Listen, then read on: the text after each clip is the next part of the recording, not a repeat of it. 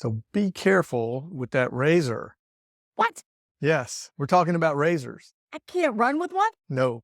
Dang. Well, be careful. Just be careful how you use it. So razor, we're talking about Occam's razor today.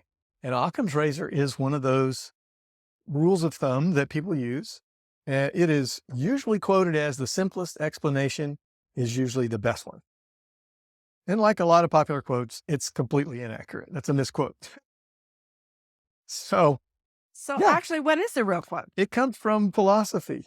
And what it really says, yeah, that's the first sign of trouble, right? Of course it there. does. It comes from philosophy. Okay. When you have competing hypotheses, okay, so there's another keyword, trouble, right? It's something we're, trying to explain. We have a theory, a hypothesis about the same prediction. Oh, that's another. Prediction. So it's something we don't know. So we've got three. We're trying to explain something, explain a behavior or explain something, and we have competing hypotheses about Okay. the best explanation. It says you're wise to prefer the one with the fewest assumptions. And then there's that third word, assumptions. There's a popular saying about assuming. Okay, so this gets us to the point that where Occam's razor is both a cognitive bias and a mental model, depending on You've got a how it's being used. Yes, we've actually seen one of those before. It's been a while. So as a cognitive bias, it's been put in the category of not enough time, so we get stuff done.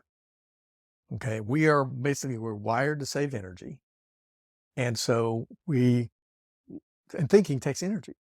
So we want to do things. That's my problem. I think too much. We try to minimize thinking whenever possible. We've talked about this in terms of the, Daniel Kahneman's two systems, the fast and slow system. And we're on autopilot about 98% of the time is the estimate.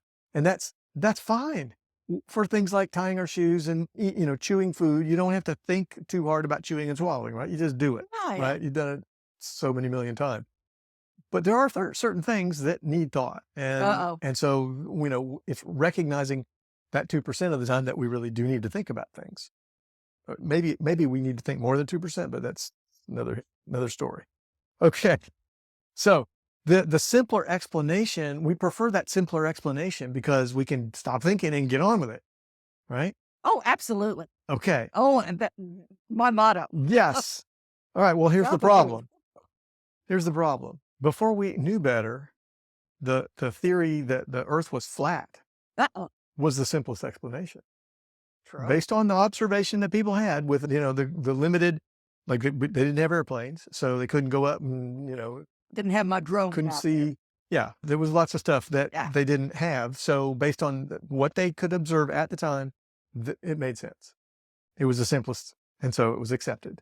So the thing is that, yes, the simplest it appeals to us, and it might actually be the most accurate in certain situations. There was another example. I read a bunch of articles in preparing for this. I'm gonna put links in the sources. So one of the things was conspiracy theories. So there is a conspiracy theory that the moon landing wasn't real. Yeah. And one of the pieces of evidence that was used to support that was that when he was planting the flag on the moon, the flag was waving. And so there had to be wind blowing the flag, and therefore it was on Earth because there's no Earth. Well, the astronaut that did that explained that he was twisting the pole to get it into the ground. Right, to get it right. And so it was wiggling, and it looked like it was waving. Now, that's not only a simpler explanation, it's also a more reasonable explanation. And that's where, if something can be explained by the wind or some simple, natural phenomenon or something supernatural or unobservable, well. So we're going between simple and reasonable. I am. I'm kind of shifting where we would shift from the cognitive bias, that preference towards just something simpler. If simpler may not be accurate. And it's true. They talked about the scientific discoveries.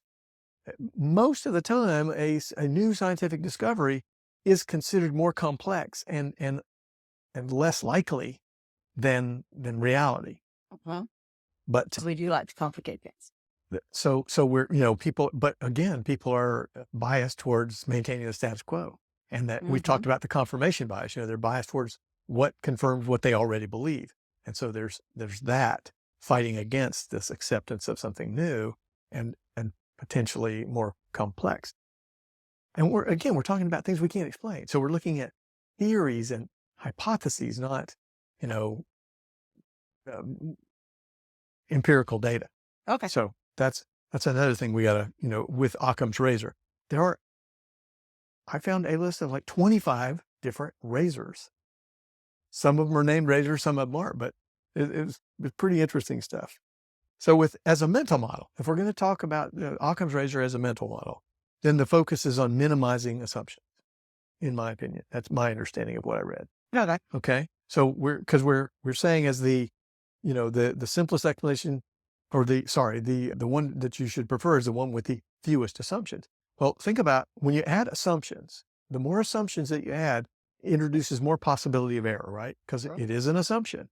And if each one could be wrong. True. Mhm.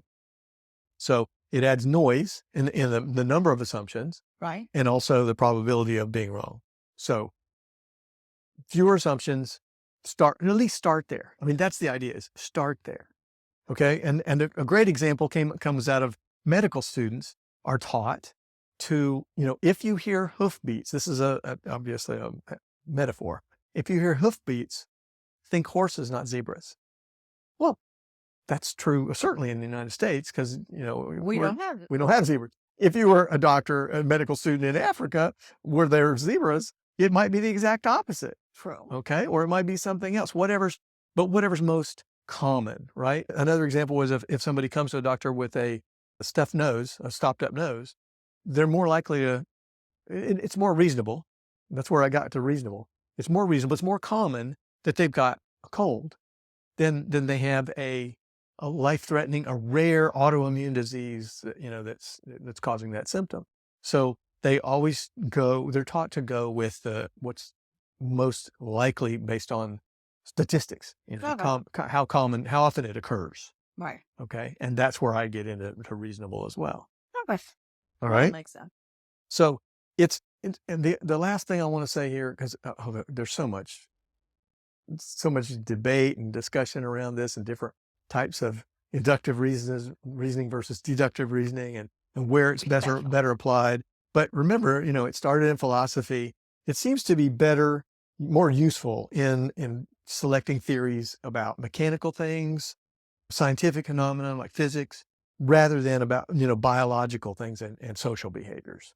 Okay. Because That again, makes sense. think about the complexity, the number of possible factors that are influencing the behavior of one individual, and then you put a bunch of individuals together and you try to make a theory about that versus, observing I don't know, a ball in flight, or Right. whatever.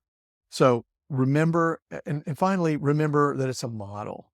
Okay. So as a model, even the misquote can be useful. Let's look for the simplest explanation.